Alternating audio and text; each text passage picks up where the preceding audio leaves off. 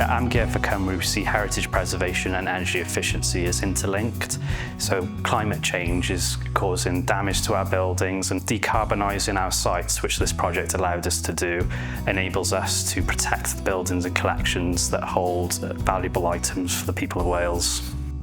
The Welsh Government Energy Service helped the museum secure funding and develop a successful strategy. Heat pumps themselves are a great way of converting electrical energy into heating energy, especially given the context of a listed building. What we've been able to do with this project is to keep all the existing pipework and infrastructure and just change the heating source, so it then means that it's easier for planning considerations. Originally, the site would have been heated with coal as a working colliery. When it transitioned to a museum, natural gas was used as a fuel for heating, and now the site is fully electric.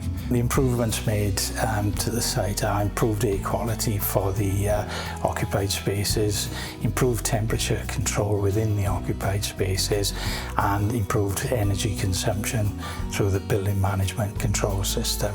The Welsh Government Energy Service was fantastic to work with. They helped us set up the project in the correct way, and they were really helpful through their processes in managing any variations and changes that we needed to make to the project along the way. The buildings, collection items and immersive experience that we deliver at Big Pit certainly appeals to the public.